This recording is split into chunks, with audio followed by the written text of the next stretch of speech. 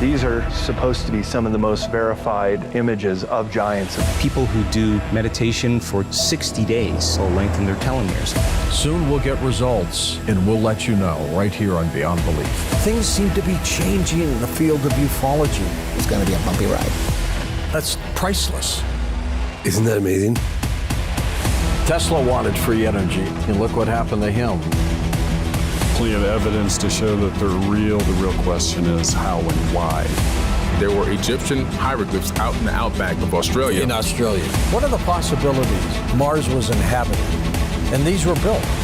We almost can't duplicate today. These are amazing topics. What if there was something like at Area 51 deep underwater? They were killed by some animal. Believe me, we're just getting started. I'm George Norrie, and we here at Gaia are committed to revealing the truth.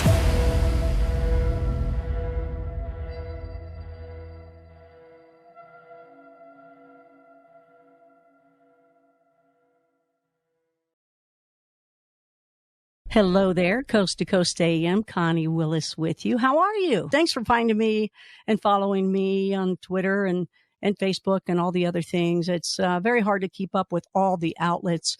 So if you ever want to just know what I'm doing and see what's happening, go to ConnieWillis.com. That's where my podcast information, which is Connie Willis, the podcast, and also my shows, Connie After Dark, my live virtual bar, where what happens there stays there, and then it's never archived. And a lot of things happen there, by the way. And that money is to help the proceeds of the show, Blue Rock Talk. We got a big night tonight. We're talking UFOs. We have great guests tonight that really know their stuff, and they're witnesses to what they're going to talk about. And then they have continued to work with these, what they've seen, to tell the world that this is true, that this is real, and they haven't let up. And I want to compliment them, and that's why they're here tonight too. And so let's get tonight to our first guest, because now later on tonight, right, we're going to be talking about the Phoenix Lights. Very surprised that I've heard different things from different people, but we'll talk about that later. Looking forward to talking to Lynn about all this. Okay, now before that though, joining me is Thomas Reed. He's founder of Miami Models and son of an attorney and politician, and he is one of the key witnesses to the Berkshires UFO incident. Now, he's going to detail tonight, this is the 1969 Berkshires UFO incident. Thank you for putting UFO in there. And he also is going to talk about his family's connection to the space race.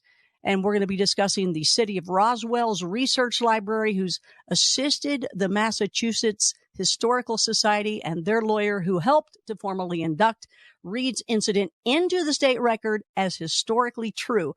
That's huge, right? That's huge. And that's making it the first UFO incident to be officially archived in the UN, in the United Nations. So pretty cool. And that is Tom Reed. Tom Reed is our guest tonight. He's been on here before. I had found him kind of going through Facebook or something like that. And I was like, wow.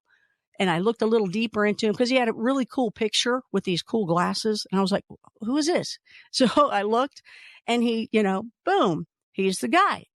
Everything I just described to you. But also he's got a background of my background, which is in TV and in acting and modeling, talent agency, stuff like that, where you have to audition and branding and things like that. So it was really cool to meet someone that also has the same background and is surviving in the world of this, because it's not always easy. Dog eat dog in all areas that we've been in along the way. Thomas Reed. You can find him, by the way, at thomasereed.com, thomasereed.com, learn more about him. Thomas, welcome to Coast AM. How are you? Hey, I'm doing great. Thanks for having me, Connie. And when it comes to acronyms, I run with UFO also. I don't get into this UAP thing, so we've got a similarity there as well. So. I know, right? Oh my gosh. When I hear that, I'm always like, huh? What huh? Yeah. I don't know why it irks me so much, but it does. Okay. So tell us your story, because there's a lot involved. It's not just witnessing, but it's also really getting into making it happen in the books. So, first of all, just tell me about the actual incident that you had. Sure. Well, the area back in the Berkshires back in the 60s, there was a lot of activity over a 3 or 4 year period. This particular one, 1969, it was actually Labor Day. And that was one of the reasons that it had gotten so many witnesses to it. Like over 250 witnesses, saw these crafts, if you will, in and around the Berkshires, primarily Sheffield. And it being a holiday, my mother, she had a diner, and we were going back to the diner to close it up for the night. And so my brother was with me, my grandmother Marion, and my mother, who was 29 years old at the time. And we were in a station wagon, so there was 4 of us. And when we got to the diner, she basically cleaned it up, let the cook go, made the night deposit drop. And as it got to be about 8:15, I guess, a little after dark, we had the lights on, so it had been dark. It was dark maybe 10 or 15 minutes or so. It was dusk. And to get home in time for school the next day, my mother decided to take a shortcut. And she actually decided to go through the Sheffield Covered Bridge, which at the time was one of the oldest bridges in New England. And sure enough, so my mother was driving, my grandmother was in the passenger seat, my brother was to the right of me, and again, I was behind the driver. And so as we went through this old rickety bridge, as we came out the other side, I was giving my brother a candy. And my grandmother had turned around to basically tell me not to give him anything because he could choke. He was so much younger, right? You don't want him to choke, right? And this road that we were heading down was very bumpy, potholes. You could only go like 5 or 10 miles an hour. And so as we were heading down this road, by the way, Tom, by the way, you're already going down by a bridge and a rickety road. It's already spooky, okay? It kind of was. The whole thing was kind of ominous, and so as she's talking to me, she notices this white sphere. The whole thing started with this white sphere, and it looked like a cue ball from a pool table. It wasn't bleeding light. It wasn't, forming different shapes. It was solid. It was crisp. And it came up from the banks of the Housatonic River. Some people said, they thought it came out of the water.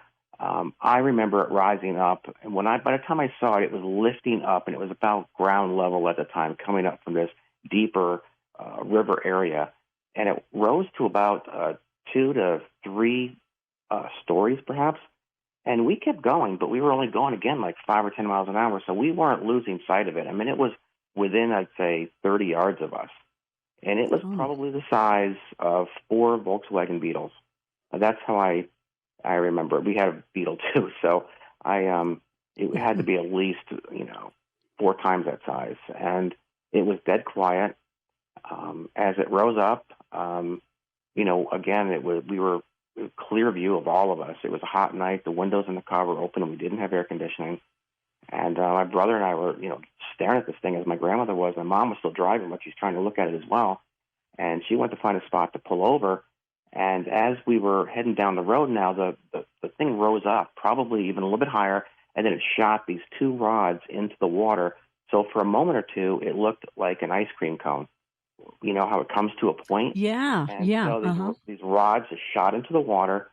And I remember that because, as a kid, I kind of remember or I relate things. When I see things, I'm like, yeah, that's what it looked like, that kind of thing. And so, yeah, it very much looked like an ice cream cone. And that lasted maybe, I'm going to guess, 10 to 30 seconds or so. And then they retracted into it out of the bottom.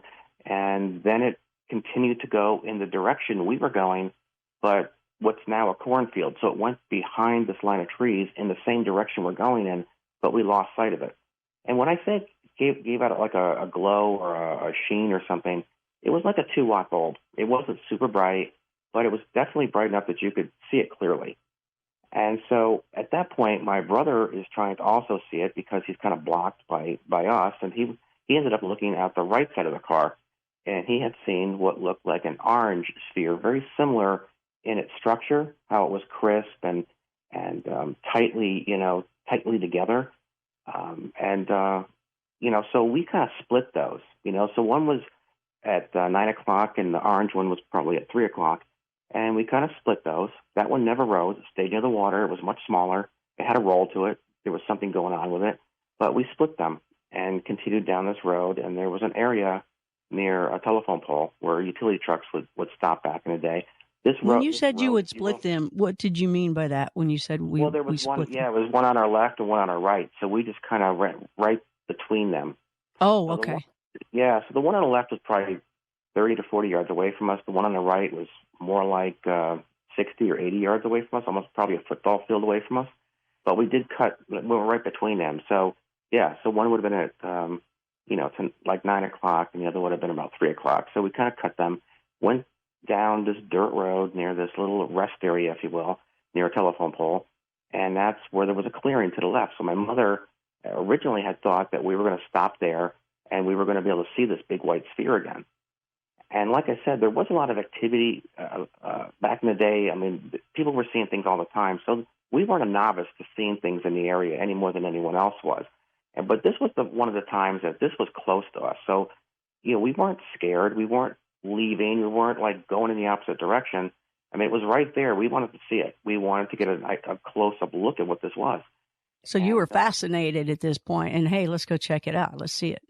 Yeah, I would say, because back in the day when you see something like that and you're telling your friends and you're mentioning it in the restaurant or diner, if you will, people are mocking you and making fun. So you're like, now everyone's in the car, we're Right. all seeing it together. What is this friggin' thing, right? That was kind of the attitude about it. And at that point, my mother looked over the field, and that is when we saw what looked very much like a giant turtle shell hovering about 3 stories up. The top of it had like a pattern to it, I say a turtle shell because it looked like it had, it had lines, and the side of it looked very much like a snake skin. It almost looked alive. It had that eerie, alive feeling to it. And there was no landing gear. There were no windows. There was no light that I remember really coming out the bottom of it. The light that we saw really came from the shell itself, as if it was given out some type of a sheen. And the top right of it, facing the front of our car, if you will, was quite a ways away. It was probably 100 yards away or so, but it was also about 100 yards in size. And this thing was massive, and it just looked, again, really like if you took 2 turtle shells and, put them together. I mean, it looked that simple and that it didn't have anything high tech to it. It didn't look like it, like you'd see online or anything. It just looked like, Sounds like a nut now when you put the 2 turtle Yeah, shells together. Yeah, That's kind of like a nut. weird, almost like a rock, right? It had that kind of a weird feel to it, and it just hovered there. And at that point, what we felt was it was like being deep underwater. My mother used to use the term that it felt tight. Her chest felt tight, almost like being wrapped in saran wrap or something. Like it was becoming hard to breathe. I remember hearing this tapping sound, like stones hitting underneath the fender wall of the car, but we weren't moving anymore. We had stopped, and it was this ting, ting, ting. That's kind of what I remember. And we're looking out the window. We're trying to see if it's moving. It just sat there, nothing. Just this weird vibe came over us, and there was this like a flash of light, and then everything in the car was, we could see everything, the radio knobs, the back of my mother's hair, everything in the car lit up, but it wasn't like a dome light, but it was super bright, but nothing bothered our eyes. And we all just kind of were like placid, I guess. We were just kind of like looking at each other, and then bang, there was a eruption of kadias and crickets and frogs, and it was like life just came back again, like it had just erupted in this, all at once, right? Because it was like this, we had been in like this vacuum of silence, if you will, and then that vacuum left, and then everything came back to life. Tonight we are talking UFOs, and we've got Thomas E. Reed with us. like to be called Tom Reed.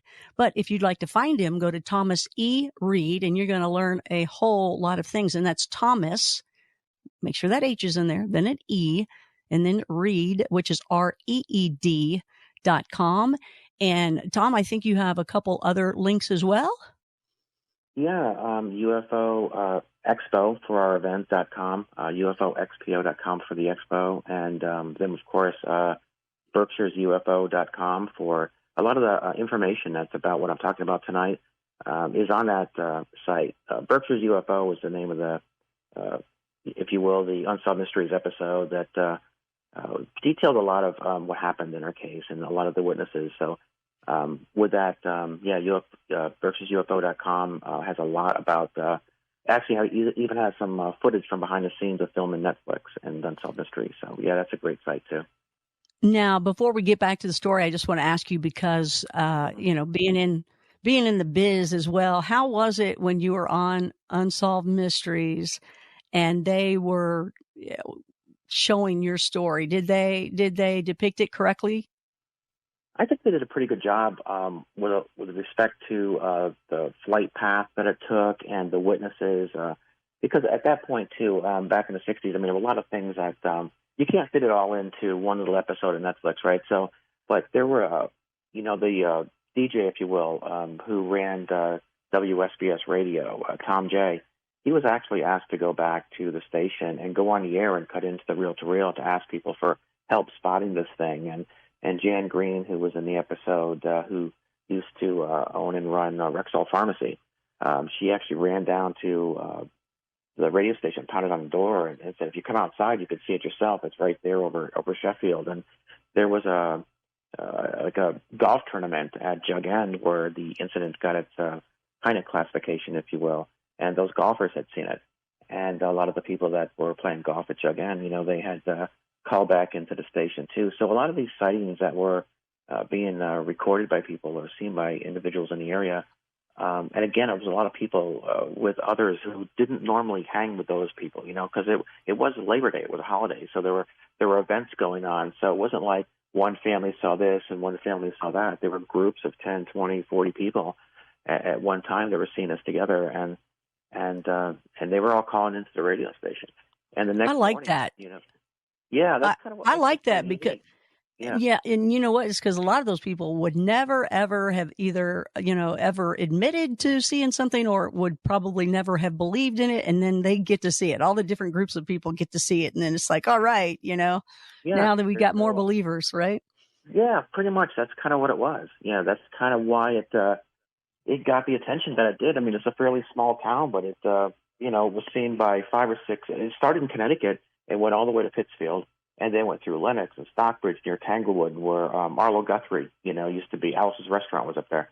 They went through the town that Story Musgrave used to live in. He actually he didn't live far from me, Story Musgrave, the astronaut. And so then it came down through Great Barrington and went by Lake Mansfield, where Melanie Kirchdorfer saw it, who was in Unsolved Mysteries. She used to come into our restaurant and order these grilled cheese sandwiches with onions. I mean, that was her thing. And, what was the name of your family restaurant? Oh, it was the Village Green. The Village Green. It's still there today, actually. It's under Roberto's. It's a pizza house. Great pizza, by the way, if you're ever up that way. Yeah, Robbie runs it. Call la and order your pizza tonight. Yeah, so it was kind of one of those things that, the topic itself had kind of divided the community, and this particular night kind of brought it all together. But it was so barbaric and harsh, like I was trying to say earlier, it wasn't like what a lot of other people experience. I mean, it did look very solid and simple, and like I said, a turtle shell, and there was this weird vibe and the way it affected, everything around us and how we felt, and kind of muted, like I said, like being pushed to the deep end of a swimming pool, and then these echoing sounds, and it was kind of spooky, like you said earlier. Even the bridge, right, was kind of spooky in its own way, I guess. I go back there now, and I do get there is a haunting feel when I'm there. When I walk. Usually, down the road. Bridges always have the woman in white that walks by. There's always something like that. So maybe there's make it a little bit nicer if I walk down there as like a woman with a light. I'm like, oh my God, thank you. Because it does. There really isn't much light down there. It's dark. It's rustic. It doesn't look much different than it did the day it happened. I go back down there and it's quite reminiscent. Did you have more to add to the story when we had to take a break to finish it out? Yeah. Okay, please go from there. Yeah, please. So again, this is when I say when I came to, like I said, we sometimes think that the three objects were communicating with each other, and that's why our brains felt the way that we did. We've always tried to rationalize it and try to make sense of it. But when I came to, after that eruption of crickets and cadians and everything, I just remember sliding off something I was sitting on. I don't really know what it was. I don't remember looking back at it. And my left arm was squeezed very, very hard. I remember the lights were like I said, the walls met the ceiling. It was like a singular light, and then a space, a light, a space, a light, a space. And it so what I hear me, you saying is that you were taken, and you're talking about the inside of the ship. No, I don't think it was inside the ship. Nope. No, I don't, because where I was much bigger than the craft that we saw. Oh. And where this empty area was, I say it looked like an airplane hangar because my mother used to be a pilot too. My mother used to fly. But you were somewhere. Okay, I got you. Yeah, no, I was. Okay. I have no idea where I was exactly. This is why I want to describe in detail where I was, because maybe someone else listening has an idea. Yeah, please. Yes. So the floor was hard, almost. I would like to say like an asphalt or a concrete, but I don't know for sure. But it wasn't anything. It certainly wasn't wood or carpet. And the area itself was open. Like I didn't see anything in there, but there was enough light that I could see that it was empty. I don't know what the ceiling looked like. But at this point, this was, like I said, as big as an airplane hangar. And I was grabbed by my left arm, right around where the muscle is, my left arm, pushed out this door where there was a light. I was taken down a hallway. The hallway had tall white walls, very narrow hallway. And at the end, it either went left or right. And I was taken to the left and then into a right, which was another area which was much smaller. And there was a table, and there was a glass, like a wall made of, reminded me of glass brick. When you're a kid, you had those glass brick. So almost like an MRI room. And there was a pocket to the left where you could, again, go out somewhere, and then a pocket to the right where you could also, seem to exit that area. And I'd say this room was probably 30 by 30. And again, I was sitting on a table that reminded me a lot of an autopsy table because it had one hole in the middle. I was just staring at this glass area, what looked like glass. I'm not saying it was glass. I don't know what it was. And then, you were by yourself, not your family around? Yeah, I was by myself. And no clothes or clothes? Do you have clothes on? I was dressed. At this point, I was. And I just remember staring at this glassed area, and then there was what reminded me a lot of, what very disturbing, reminded me a lot of an ant. An ant had a thin body, legs and arms that reminded me of bamboo with like wine rings around them, probably 4.5 to 5 feet tall. They reminded me of an ant standing on its back legs. And there were two. At one point, one turned in my direction. I remember running out the right corner of this room into another large hallway, which again was as big as an empty Walmart, for God's sakes. It was huge. I had no idea what to do when I got past that entryway. I stopped. There were markings on the floor, and it looked like gray markings on the floor. The floor was white too. Walls were white. Ceiling was white. But this area was more of a circle, and over the circle, there was like a Y shape of hallways. And there was a hallway to my right. There was a hallway almost directly across from me. And then far down on the left, it looked like this big open area, which was as wide as like a 4-lane highway. And I stopped. So I was pulled back in. I remember like this horrible boiling water running through my shoulders and my arms and my back. I was put down on this the table that I was sitting on earlier when I was facing that glassed in area. A cage like came over me. It separated into two. One kind of went over my body, but I was still able. I could have slid out, I guess. It wasn't really tight against my body. And then the second part went over that one. So this cage broke into two pieces, and then one came over me, and the other one came over that. And there were these holes in the side of it. And these hands came through and placed what reminded me a lot of raisins, black, raisins, but the size of maybe a mouse for a computer, about the size of a cigarette pack. And they were adhered to my skin. There was a hit to my head. I remember hearing voices. I remember what I think was my mother's voice, maybe my grandmother's. I did hear someone calling out. I remember these, like I said, these hits to my head. I was back in the room that I was originally brought to, which looked like the airplane hangar. And I remember being there for a little bit, and then the next thing I know, I woke up basically in the car, or came to in the car. Was everybody else with you at that point? Mm-hmm. Were they back in the car, the rest of the family? Yeah, so when I came to was after my grandmother had already driven back to town. So when we got back to the car, if you will, my grandmother was the only one, or the first one, I should say, to come to. And she was now in the driver's seat when she had been in the passenger seat. So my mother was now with where my grandmother was. So they switched places. So my grandmother was now driving. My brother was still to the right of me, and I was still behind the driver's seat. But again, my mother and grandmother were reversed. And the lights were off, the ignition was off, and the car was no longer running. So my grandmother, to this day, would say, yeah, I had to start the car. Nobody was responding to her. My mother wasn't answering to her, her calls. She was shaking my mother. She was trying to wake people up. She was the only one awake at the time, but she didn't drive. Like I mentioned in Unsolved Mystery, she didn't even have a car, right?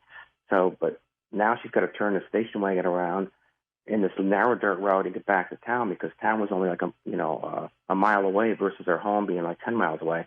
So she wanted some help because nobody in the car was responding to her. So she went back to Silk's store, which was not far from ours. You could walk to it from our store.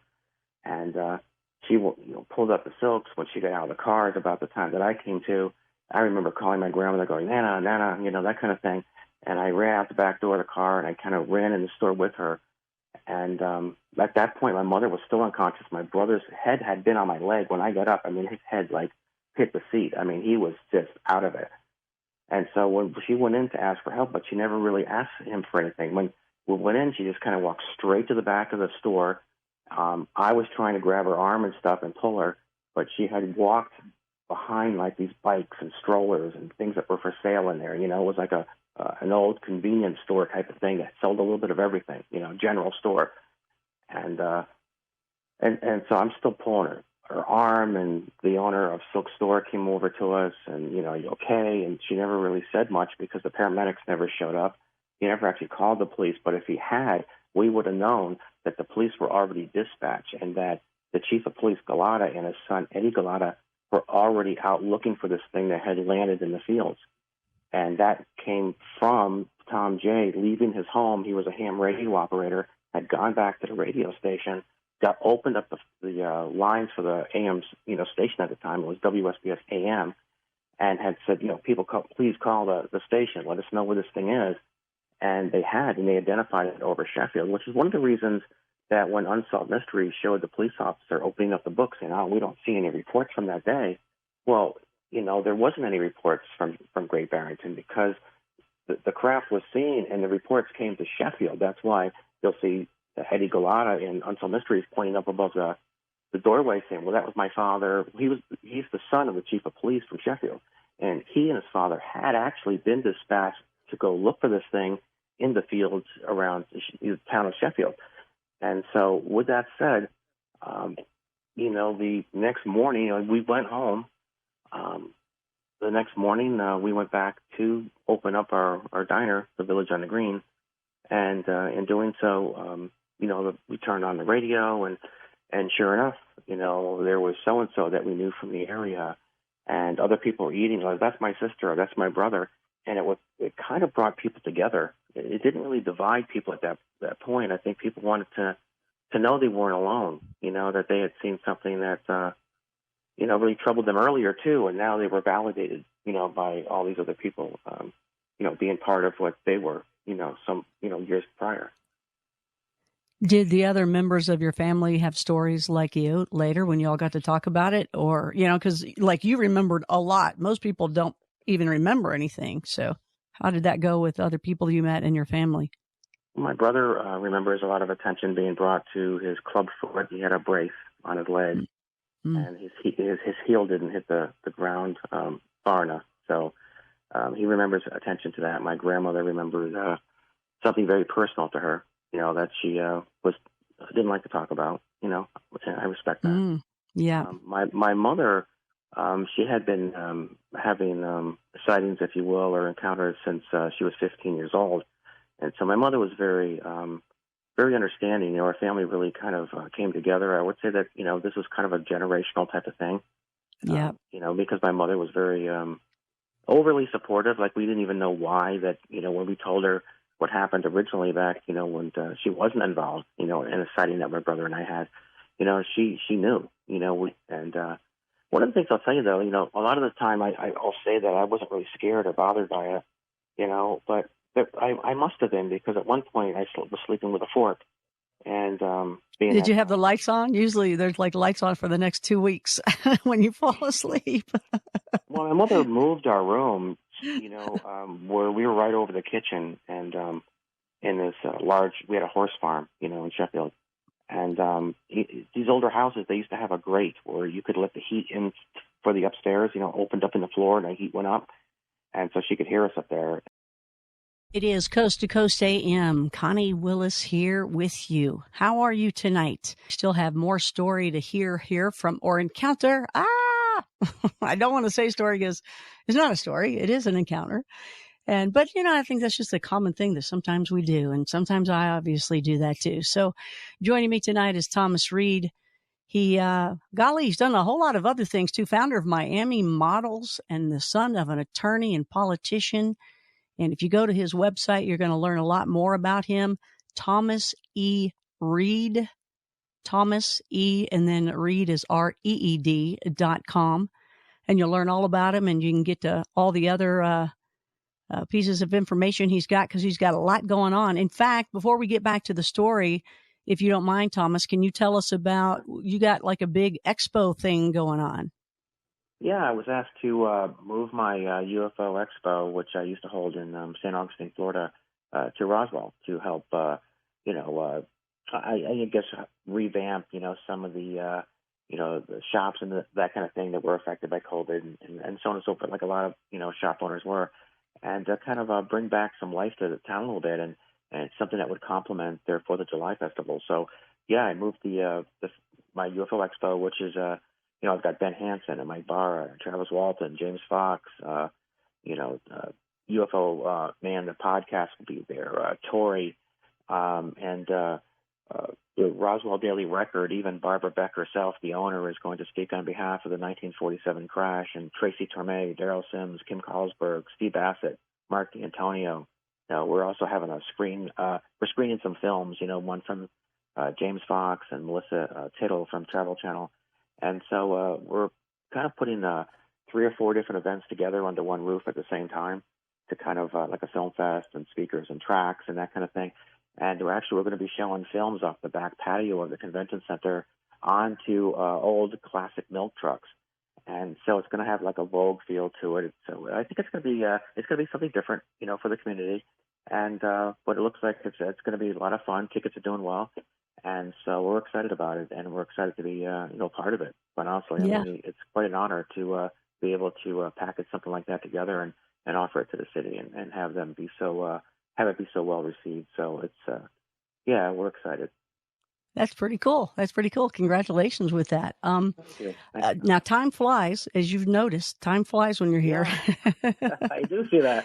So I'm trying to really get in touch and tell you exactly what it felt like to be there and everything. But I do. Yeah. There were some medical things that happened, and I thought maybe I'd start with that. If that's I want to make sure you get out everything, and I also want to make sure you talk about the space race and how cool, the big, very unique part of it is. But take it at your pace. But remember, the pace is a flash that goes by on Coast to Coast. I got it. All right, so I'm ready where you are. I can just pick up with the medical stuff, but I think Ready? 3, 2, 1. Action. Go. okay. I'm okay.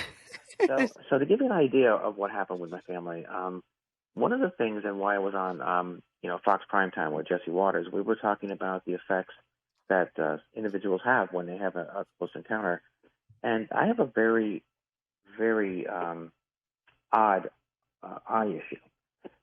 Both my eyes are in terrible shape, and my brother and I are like the only ones in our family who not only went bald, in our 20s, but we have this odd eye issue. Now, if I tell you it's a lazy eye, you're going to go, "Oh, I know what that is." When your eye, moves around and doesn't look like you're facing the right direction. That's not it. Actually, what it is I can barely see to read a credit card. So I'll go get a prescription, and when I get my test, they'll be like, "Okay, well, you've got 10, 20, 10 in this eye, whatever it is, stigmatism, whatever." I get my prescription. Everything looks great for about a month, and then my eyes will change. They'll either get better or worse. It's like no matter what prescription I have, which is the correct prescription at the time it's issued to me, within a month or two, my eyes will, just either get better on one side and worse on the other. But it's so dramatic that those glasses are no longer, I can't wear them any longer. So now I just wear readers because no matter what prescription I get, within a couple of months, and it's not like saying it goes bad like everyone else's, they actually change dramatically. And there isn't an eye surgeon out there. I've been to the Baptist Eye Center. I've had laser surgery. I've been, you name it. This has been going on for, 10 or 15 years now. And so I do have a condition called a lazy eye, where your eye will not stay, corrected. And so the only other person I know that has this issue is Melanie Kirchdorfer, who was also in, Netflix, Berkshire's UFO and Unsolved Mysteries. She has the same condition I do. And I don't know anybody else or heard of anyone else who has anything similar to this. And so she's also the one that remembered the shell of it putting out a certain reddish tint, which not many other people had ever mentioned before. So she is authentic. I will say that. And my brother had 2 puncture wounds behind his right ear and another 2 in his chest. Now, he went to a doctor, and the doctor has given us a report, which we still have to this day. And what's interesting about those marks, which almost look like snake bites, is that the ones in his chest, if you were to take needles, they would line up with the thymus gland. Your thymus gland produces the T cells for your immune system. And those puncture wounds, which are identical to what was on his chest behind his right ear, line up with where the brain would signal for your body to produce those T cells, which, is something that I guess if you were concerned about getting a virus or something, you would need those T cells to help build up your immune system. So, in other words, you could trigger your body to produce those T cells, and then with those needles extract T cells themselves. So that was what we got from that. And again, that's in a doctor's report. Now, like I said, my brother and I are the only ones to have actually gone bald at a very young age. And you can't blame that on your dad or your dad's family or whatever. I think it comes from. No, it's something else. When he passed at 54 years old, he had a full head of hair. Oh, okay. So, or was it your dad's dad or something like that? Isn't that what it is? Was Grandpa the same way? We're the only 2 in the family that went bald. That was it. Oh, I'm so sorry. Yeah, me too, actually. Blame the aliens, man. Yeah, I used to be in a band when I was young, and I missed my hair. But anyway. It's the look now, though. You're okay. Oh, thank you. Yeah, it's the look. Yeah. And the sunglasses, too. So you're good to go across the board. Because, I need those. My eyes are that bad. So the other thing I want to tell you that wasn't mentioned in Unsolved Mysteries was that there were cattle mutilations that night. And again, Kevin Titus, who is the magistrate, and he was a judge and so on and so forth, and a historian. He was one of those kids that used to hang out at our diner when all this talk was happening back in the day. And he was over his friend's house visiting. They were shooting a .22 rifle in the backyard, actually, at some targets in the woods. And when they went, up the hill to shoot, they found these 2 mutilated cows, and that is actually on record too. So if you were to look at that location, it would really mean that the craft that was in Berkshires UFO actually came from Canaan, Connecticut, and then went to Pittsfield, Massachusetts, and then did a 90 and came back. But it went up the waterway and down the Housatonic River. So it went up and down pretty much over that river, which is why later on it went in support of General Assembly 33426 at the United Nations, in support of the Hudson River Valley sightings and those encounters. Because, again, that was right maybe, an hour's drive over also a river, the Hudson. And so there was some similarities between this case and the Hudson River Valley sightings, although the vessels or the crafts were much different. These were primarily round balls of spheres, if you will. There's been a lot of the orange spheres spotted even to this day. I actually have some pictures of these spheres that were taken over a cornfield in 2012 or 2013, where these crop circles had showed up in Sheffield, not far from the park where the incident took place, which is now a park, as you know, with a marker. And so there's still activity to this day. And I think that's one of the things that is important to the locals and why they're so sensitive, about, how they word things, because they were mocked a lot as kids. They went through hell. I know firsthand what it was like, people are standing up on chairs in my mother's diner and just being rude about things. If you want to see something out of this world, Nancy, we'll show you something, that kind of thing. And locking the door so people couldn't come in our diner. But then again, that diner that my parents had was only about a mile or so from the second largest racetrack to Saratoga.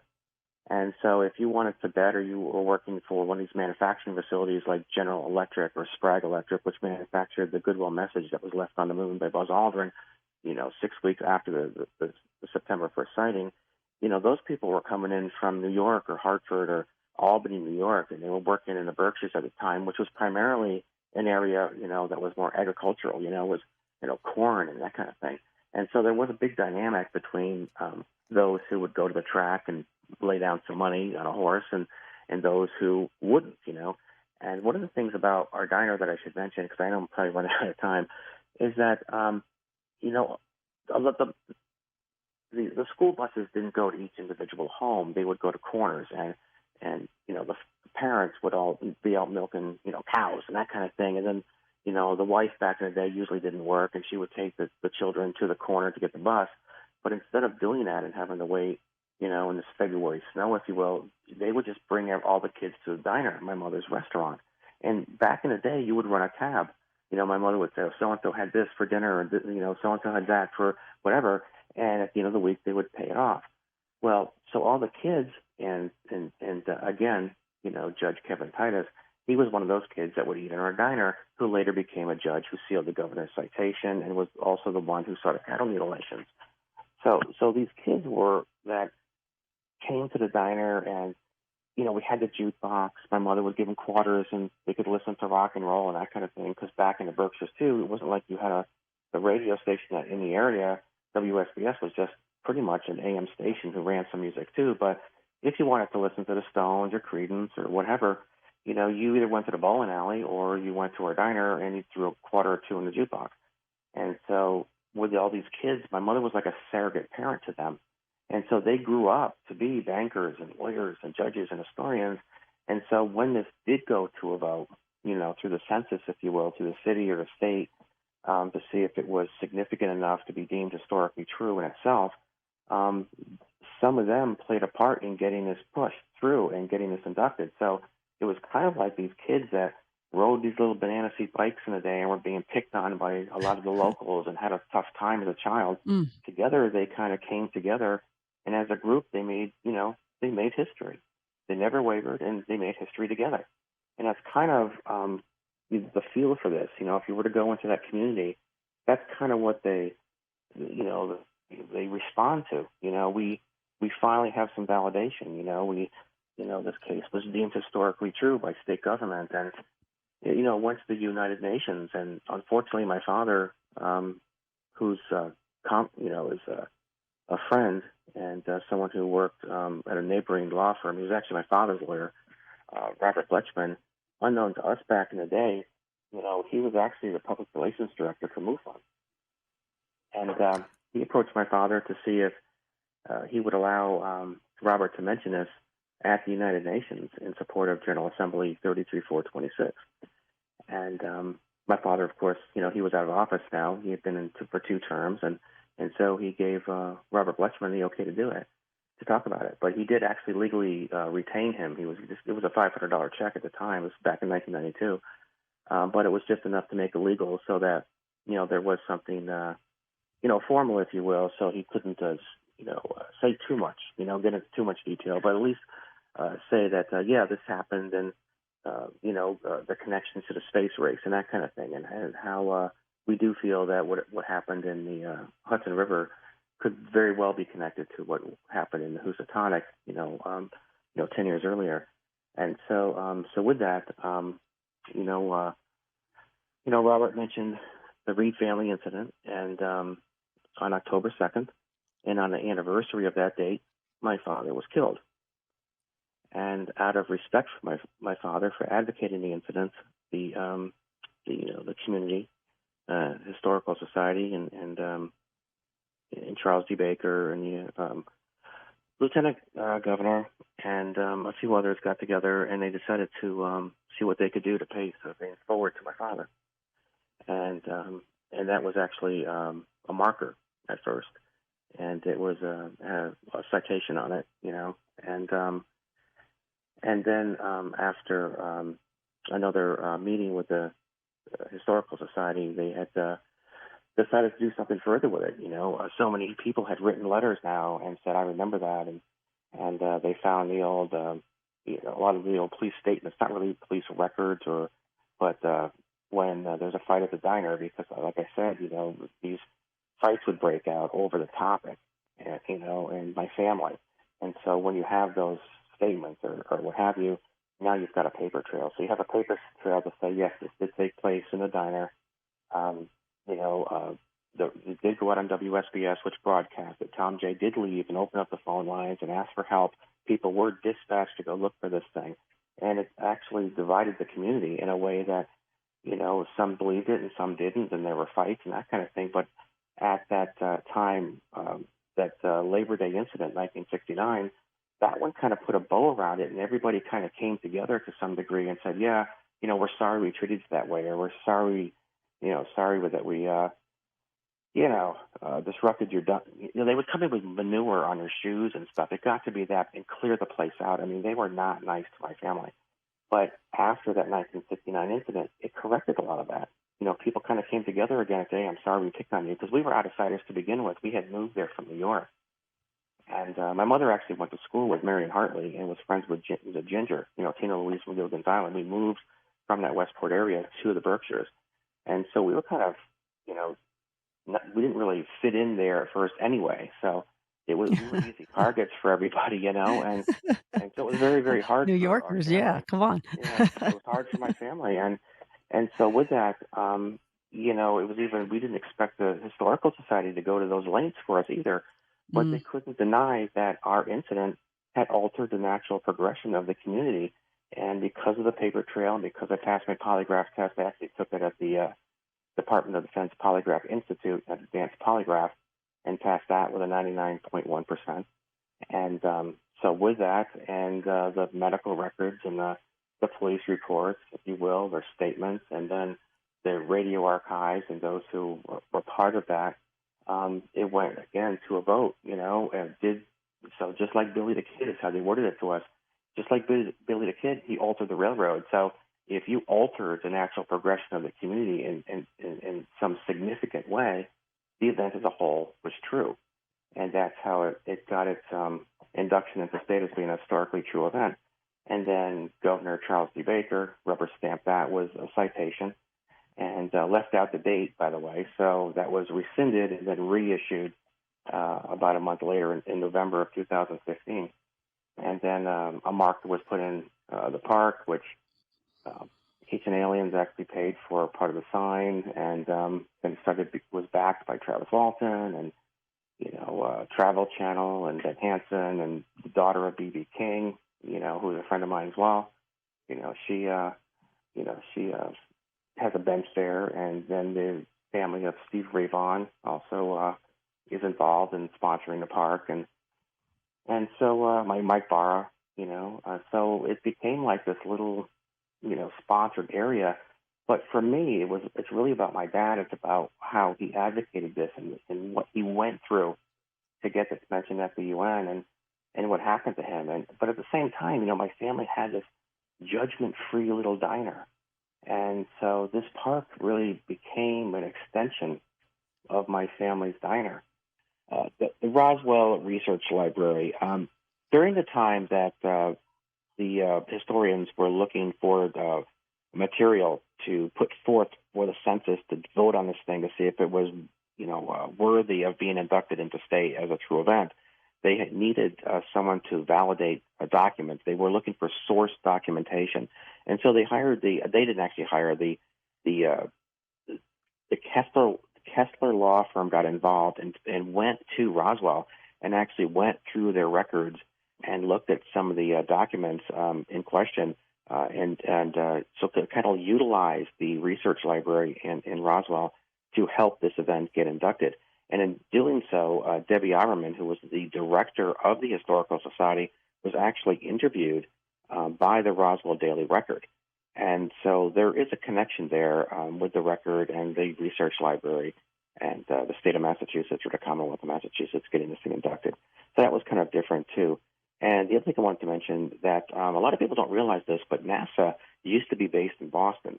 So a lot of the money that was being filtered in to beat Russia to space was going to NASA in Boston, and that money was being dispersed through Command Aerospace, Pratt & Whitney, Sprague Electric, who made the goodwill message that was left on the moon. And many of those people who worked at Sprague and worked on that and everything else would frequent the diner because it was down the road from the racetrack. So there is a link to the space race in our diner as well.